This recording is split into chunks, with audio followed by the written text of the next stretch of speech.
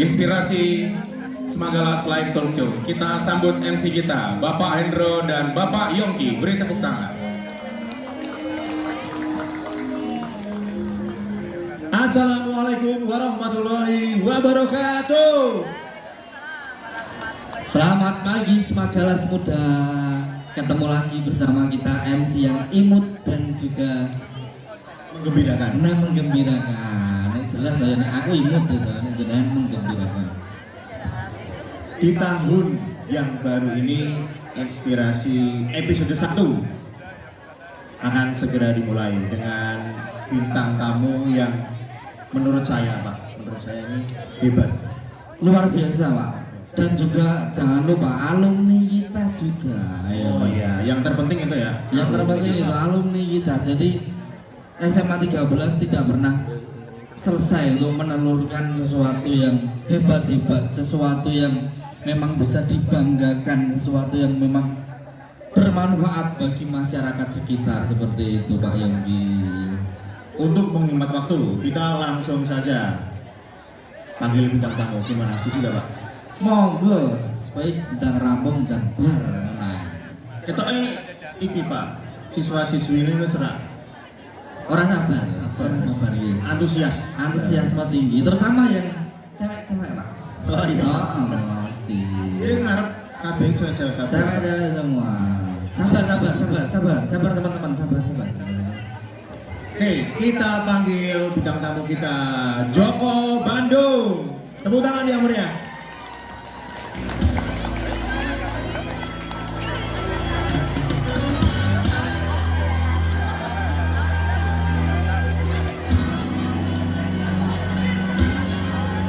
Halo, apa kabar Mas Joko? Ya, siap, kabar baik luar biasa ya. Selamat datang kembali di SMA Negeri 13 yang tercinta. Ya, ini sangat rindu sekali saya. Bisa duduk. Ya, duduk sini. Oke. Benar. Sudah berapa tahun nih Mas? Gak ke sini. Ini piye ini? Kalau berapa tahunnya dari setelah lulus ya dari 19, tapi pernah kesini sekali sih. 5 tahun 6 tahun ya. Ya. Sekarang sudah menjadi personal trainer ya, dengar ya. Personal trainer betul.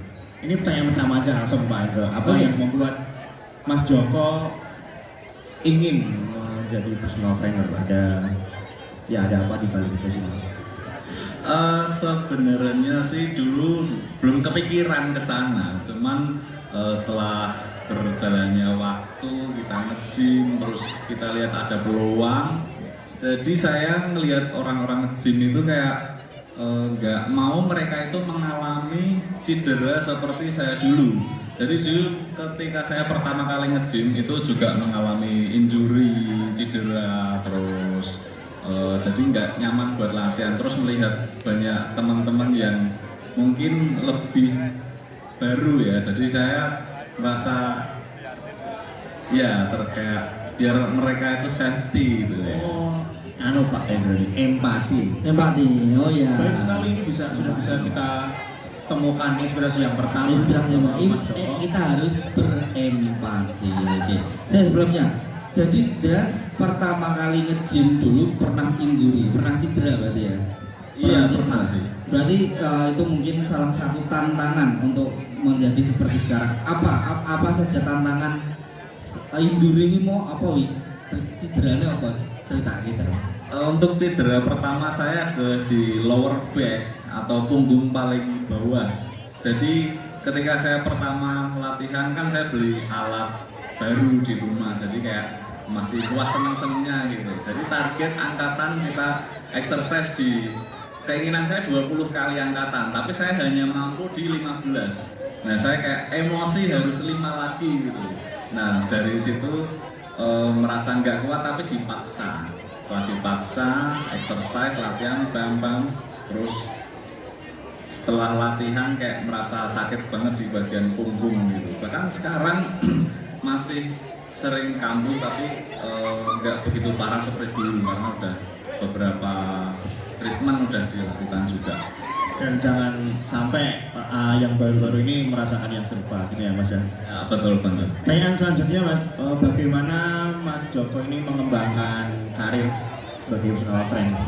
Ya di bidang kebugaran lah ini. Kira-kira apa ya? Lebih ke itu ya.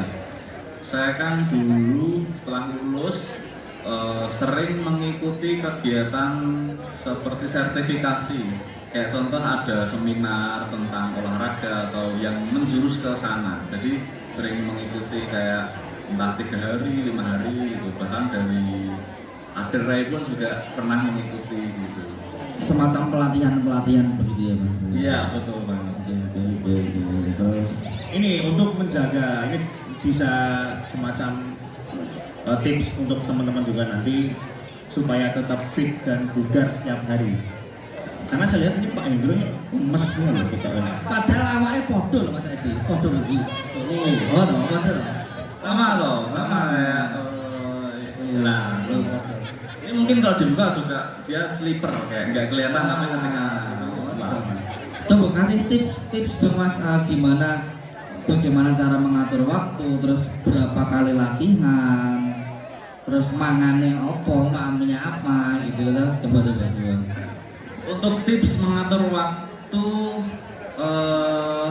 jadi kita untuk sebagai pelajar itu dulu saya menerapkan yang namanya disiplin dan konsisten, ya toh.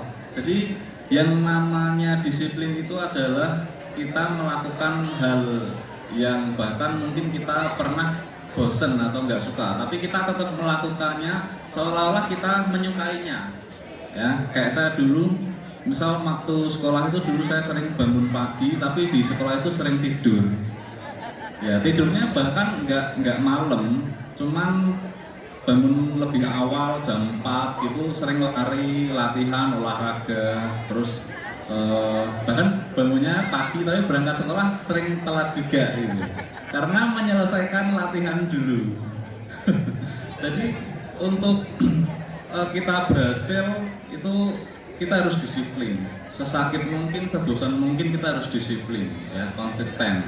Jadi mindset saya dulu ketika saya capek, ribuan saingan tetap berlatih. Jadi saya harus merasa lebih dari mereka. Untuk waktunya ya, jadi waktunya kita bisa bagi sendiri. Jadi contoh kita kan pelajar dari pagi sore, nah, gitu. Kita bisa ambil waktu pagi sebelum sekolah, kita bisa bangun, kita latihan, atau sore setelah pulang sekolah gitu ya. Mungkin kalau ada ekstra ya kita bisa ekstra, terus malam kita latihan atau belajar. Jadi mungkin kalau sudah hobi itu apapun waktunya kita sudah bisa autopilot untuk mencari waktu sendiri. Ya ini untuk teman-teman juga, untuk siswa-siswi, bahwa disiplin dan konsisten itu perlu untuk kita mencapai apa yang kita ingin gitu Pak. Penting banget ya, terutama untuk semua anak-anak yang baru mulai, yang untuk memulainya itu biasanya gampang, tetapi untuk konsisten untuk selalu menjadi rutinitas itu yang sulit. Nanti ada masalah pekerjaan, ada masalah dengan kehidupan, pacari misalnya, nah itu Pak Yogi. Mas Joko ini tolong adik-adik ini disapa kita kok nganu. Halo Semagelas. Oke ya. Suaranya udah kabeh Pak. Suaranya udah apa? Oke, di sini siapa yang saya lihat di gym-gym zaman sekarang ini banyak anak muda SMA bahkan SMP itu nge-gym. Kalau di sini ada nggak sih yang nge-gym? Oh banyak. Saya juga sering menemui. Saya kan sering ke gym-gym daerah Mijen dan sekitarnya ya. Saya tanya, kamu sekolah mana Dek? Banyak yang jawab dari SMA 13. Terus saya tanya guru-gurunya, wah jadi kenal semua. Ini mesti ada salah satu atau salah dua dari sini nggak sih? Banyak Mas Joko. Wah keren banget. Kayaknya mereka udah nggak sabar pengen tanya ya Pak Indro. Tapi sebentar, ini Benar. Nanti ada waktu tanya jawab sendiri gitu. Ya. Iya. Monggo Pak Indro pertanyaan selanjutnya. Pertanyaan selanjutnya Mas, Jadi saat kita dulu pertama kali nge-gym itu kan kita tidak langsung jadi personal trainer mestinya ya tadi. Iya, betul. Nah, itu kan jadi ada masalah untuk apa ya, membagi waktu dengan pekerjaan lain, membagi waktu dengan pacarin misalnya, kan? Membagi waktu dengan keluarga, gimana itu Mas? Nah, kalau untuk saya pribadi sendiri, jadi saya membagi waktu untuk latihan dan pekerjaan dengan cara sama seperti menerapkan waktu SMA. Jadi pagi sebelum berangkat kerja saya sempatkan untuk latihan, atau mungkin bahkan di tengah-tengah pekerjaan saya melakukan aktivitas yang saya sukai gitu. Contoh di jam istirahat atau jam kosong gitu saya tetap exercise gitu. Oh bisa ya, di tengah-tengah pekerjaan gitu bisa ya? Bisa, karena saya kan kerja di tempat fitness. Oh gitu. Jadi sebelum ngajar atau jam kosong saya melakukan aktivitas yang mungkin jam selanjutnya nggak bisa saya lakukan lebih awal. Berarti misalnya Pak Dokter Widodo waktu jam kosong gitu berarti bisa angkat-angkat apa jemuran, apa angkat-angkat Ya mungkin dia bisa melakukan kasburnya gitu. Oh gitu ya, berarti bisa dimanapun dan kapan Ya, kapanpun dan dimanapun bisa. Oke, sekarang giliran teman-teman nih yang mau tanya. Silakan, siapa? Dua penanya. Syukur-syukur satu cowok satu cewek. Sini. Satu lagi. Cewek.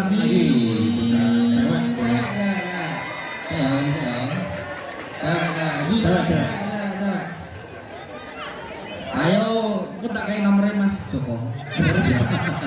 Beres. Oh, salah. Guru boleh ya? Guru. Ada guru pinara saja. Oke, terus. Oke. Nanti langsung ada nomornya Mas Joko. Oke, bunyi. Terus bikin dulu. Assalamualaikum warahmatullahi wabarakatuh. Warahmatullahi wabarakatuh. Saya mau komentar sama Kak Joko. Oh, Kak atau Dik itu? Kak aja semua seperti muridnya. Ini Kak Joko ini termasuk murid yang tidak merepotkan untuk guru. Karena ini Kak Joko itu kan kadang-kadang beberapa hari tidak masuk untuk pertandingan bulat. Tapi ketika masuk kita menagih tugas itu biasanya langsung dikerjakan. Jadi termasuk jadi mungkin berbeda dengan tidak seperti atau beberapa yang tidak seperti itu. Bahkan ada yang bukan atletik, ada yang tidak seperti itu. Kemudian saya ada permintaan ini sama Kak Joko, karena kan kita anak-anak itu kan tiap hari senam pagi, senam biasa itu sempat berbanyak, tapi banyak dari kita tidak semangat. Jadi mungkin minta tolong disemangati supaya ada motivasi. Udah yang kedua, ini untuk diri saya sendiri. Saya kan sudah STW karena kekuatan itu kan berkurang. Nah, saya kan tidak ada waktu untuk nge-gym.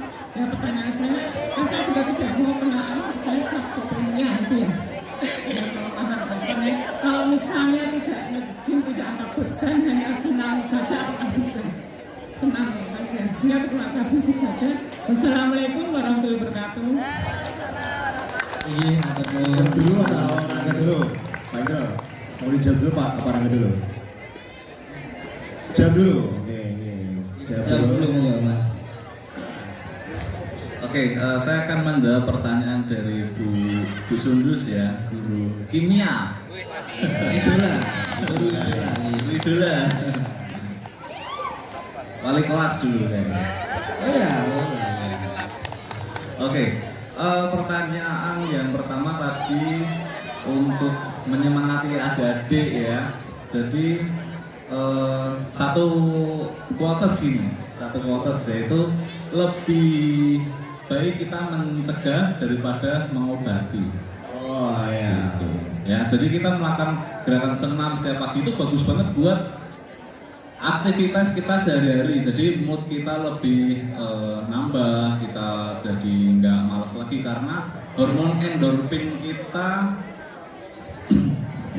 naik. Jadi hormon endorfin kita keluar. Hormon endorfin adalah hormon kebahagiaan. Jadi setelah exercise kita capek tapi kita seneng gitu. Kita nggak kayak ngantuk semua hilang, bad mood jadi mood lagi gitu. Yang kedua tadi.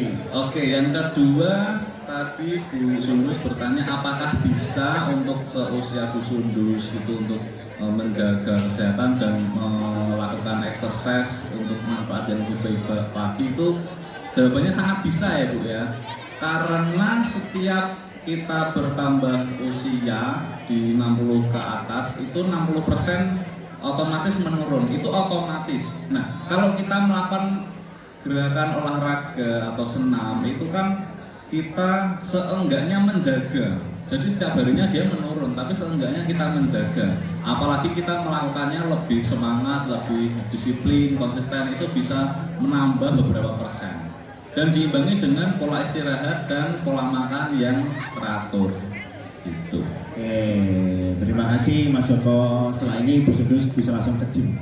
Iya. Bisa langsung. Nah, supaya lebih sehat tadi. Iya, lebih sehat. Monggo Mas. Iya, pertanyaan. Saya dari kelas F8 mau nanya sama Mas Joko tadi tentang hal-hal yang buat masa otot tuh berkurang. Terus juga apa tuh gimana kalau misalkan badan kita udah makan banyak tapi tiba-tiba tuh nggak pernah naik, malah tambah turun atau nggak, tetap stuck di situ aja. Kalau misalkan saya kan BB saya sekarang 65, saya makan terus mau targetin ke 70, tetap aja terus di 65. Terus sama yang terakhir tuh apa bahayanya dari steroid sama doping dan lain-lain itu. Oke, terima kasih. saya jawab pertanyaan yang pertama dulu.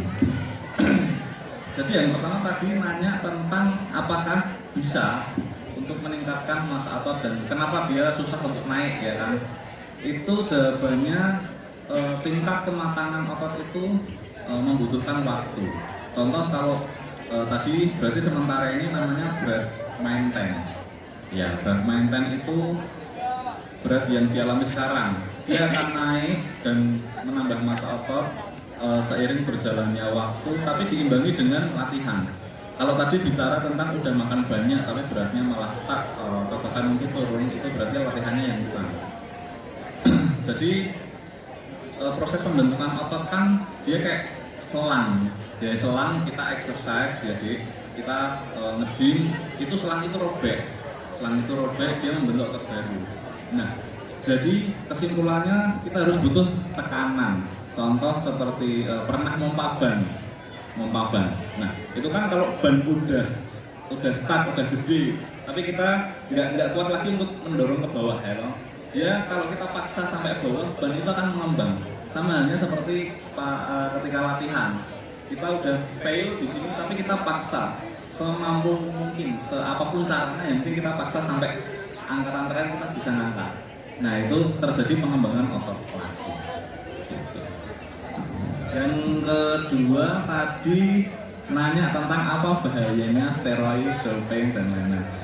Ini sebenarnya agak kontroversial sama sensitif sebenarnya, tapi kita juga perlu tahu ya kan, karena yang namanya edukasi itu penting supaya kita tidak melakukan kesalahan di dunia gym. Jadi untuk kita bicara tentang bahaya, banyak penelitian yang mengatakan bahaya tentang steroid, atau bahkan banyak konten-konten kreator dia membuat konten tentang bahaya atau enggaknya. Jadi untuk bahaya atau enggaknya itu sebenarnya cara penggunaannya ya. Selagi kita menggunakan dengan cara yang tepat, efek samping itu berlaku enggak mutlak. Contoh di negara luar negeri, di luar negeri itu udah banyak kayak yang pakai kayak gitu.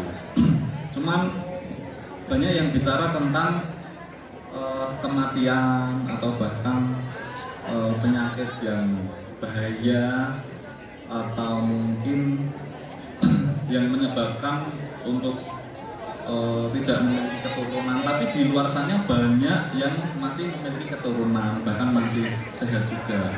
Jadi untuk bicara bahaya atau enggaknya, selagi kita menggunakan dengan cara yang tepat itu masih oke. Kebetulan juga saya juga nggak pernah pakai itu. Untuk saya juga cerita sedikit kemarin untuk kompetisi yang terakhir ya, mungkin Bapak Ibu yang melihat di media sosial saya yang terakhir itu di Jogja itu ada tesnya juga, ada tes urin, tes darah gitu. Jadi memang saya dari dulu menggunakan kompetisi itu mengikuti yang natural gitu. Jadi memang nggak ada keinginan untuk kesana, tapi tetap belajar juga. Sudah puas Mas Rangga? Atau belum? Oh masih ada lagi. Sama yang terakhir saya mau nanya, begadang sama stres tuh bisa bikin masa ototnya mengecil nggak? Begadang, stres, masa otot mengecil. Saya dulu juga waktu SMA sering begadang juga. Tapi untuk kualitas tidur, ketika kita begadang, contoh kita tidur jam 3 atau jam 2, kita bangun untuk sekolah, itu kan harus jam 6, masuk sekolah jam 7, itu kan nggak cukup. Waktu istirahatnya dari jam 2, 3, 4, 5, kita tidur 4 jam. Tapi jika keseharian itu kita ada istirahat yang lebih, ya contoh dari 4 jam kita tidur, terus kita istirahat lagi siang atau mungkin sore, jadi itu kan masih ada waktu untuk istirahat untuk kita. Itu sebenarnya juga tergantung ke pola makan juga, berpengaruhnya di situ. Jadi contoh kita untuk yang membuat otot berkembang itu sebenarnya kan kandungan protein. Tapi kalau kita latihan keras, kita waktu istirahat cukup, kalau nggak ada yang dimasukkan dalam otot, itu kan juga prosesnya lambat. Gitu. Sebenarnya semua juga ada proteinnya, cuman kan sedikit. Contoh kayak nasi atau ayam, nah kan lebih banyak ayam. Tapi kalau kita sering makan ayam atau protein yang lain itu juga nggak begitu efek besar. Mungkin untuk tingkat kualitas tidur sama stres untuk membuat otot kecil adalah 60%. Jadi nggak terlalu. Oke, sudah ya Mas Rangga ya. Terima kasih untuk Mas Rangga Bisudus dan Mas Joko Bandung. Ya Mas Rangga. Oke, ini kita hampir menuju ke Akhir acara. Ya, yang perlu diketahui tadi komentar dari Bisudus adalah Mas Joko Bandung dulu atlet di SMA 13 ini, atlet gulat ya Mas ya. Ya. Dan Mas Joko Bandung secara akademik dan non akademik bisa melampaui semuanya. Jadi walaupun kadang mewakili sekolah dan ketinggalan pelajaran, tapi bagaimanapun Mas Joko berusaha untuk tetap mengimbangi akademiknya. Kalau ngendikan Ibu Sundus tadi tidak merepotkan Bapak Ibu guru. Ya, seperti itu. Oke.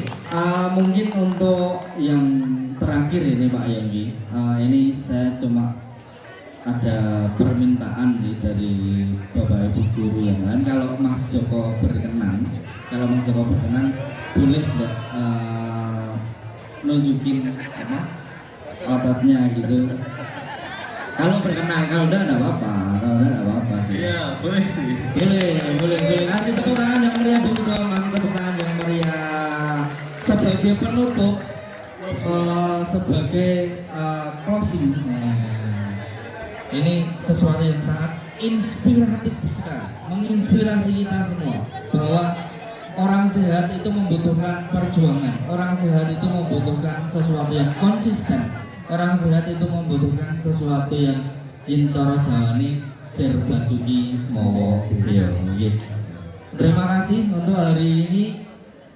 Saya Yonggi Arya Permana. Saya Indra Setiawan. Sampai jumpa di lain kesempatan. Monggo Mas. Aduh. Diet ini. Setelah diet. Oh ya, boleh. Tepuk tangan dulu.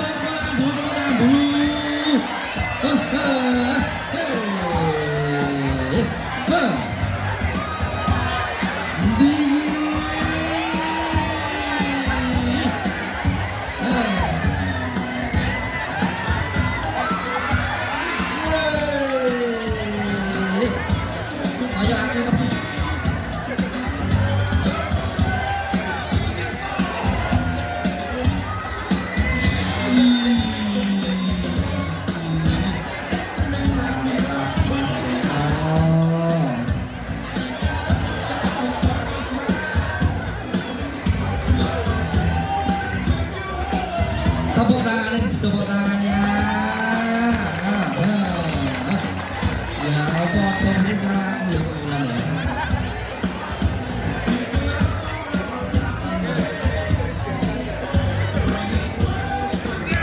Wes. Oke, matur nuwun sangat. Semoga sehat selalu untuk kita semua. Ya, semoga Mas Joko sukses ya Mas.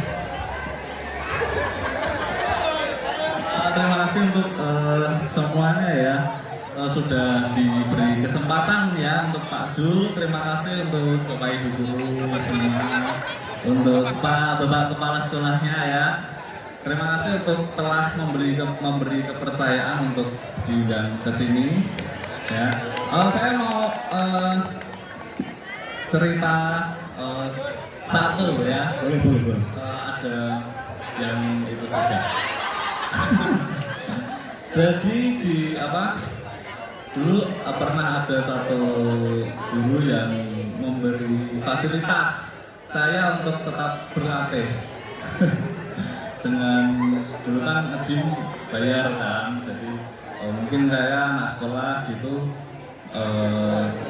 kurang itu ya nah dari itu saya ingin berterima kasih banyak untuk Bu Is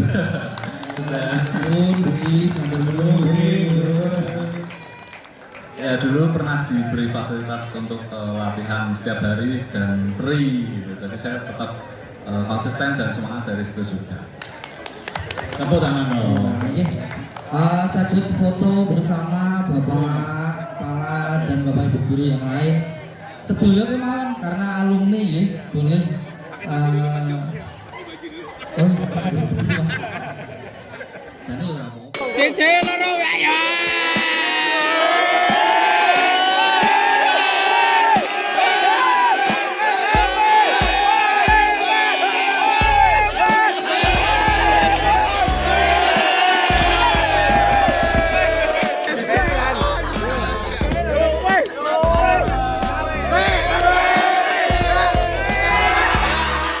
Ya dapat memotivasi para siswa untuk lebih semangat lagi Pak. Bagi saya bagus karena nggak semua anak-anak SMA 13 terutama yang cowok tuh bakalan bisa gitu. Terus juga ada yang malas-malasan gitu, ada beberapa orang juga sama yang bisa dibilang kurang lah.